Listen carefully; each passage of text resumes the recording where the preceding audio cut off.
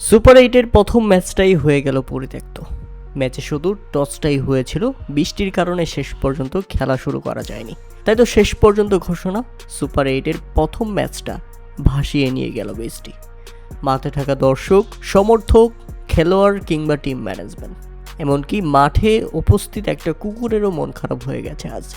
কেননা পাকিস্তান নিউজিল্যান্ডের খেলাটা শুরু হওয়ার কথা ছিল, বৃষ্টি থেমে গিয়েছিল, টস পর্যন্ত হয়েছিল, সব কিছু স্বাভাবিক ছিল, মাঠে দর্শক ছিল, কিন্তু হঠাৎ সবার মন খারাপ হয়ে যায় এবং বৃষ্টির কারণে সবাই মাঠ ত্যাগ করতে শুরু করে। বৃষ্টির ভালো হওয়ার কোনো আভাস ছিল না, তাই তো একটা পর্যায়ে আম্পায়াররা ডিসিশন নেন ম্যাচটাকে পরিত্যক্ত ঘোষণা করার, এবং শেষ পর্যন্ত তাই হয়। তাতে এক পয়েন্ট ভাগাভাগি করে দেওয়া হয় পাকিস্তান এবং নিউজিল্যান্ডের মধ্যে। আর একটা করে পয়েন্টের আফসোস থেকে যাবে পাকিস্তান এবং নিউজিল্যান্ডের দুই দলেরই, কেননা দুই দলই চাইতো 2টা পয়েন্ট আমাদের হোক, কেননা এই একটা পয়েন্টের জন্য সামনে বিপদে পড়তে পারে এই দুই দল। যে কোনো একজনকে অবশ্যই এই 1 পয়েন্টের জন্য পস্তাতে হবে, সেটা হোক পাকিস্তান কিংবা নিউজিল্যান্ড। কেননা সুপার 8-এর গুরুত্বপূর্ণ একটা ম্যাচ না হওয়াটা দুই দলের জন্যই অনেক বড় লস।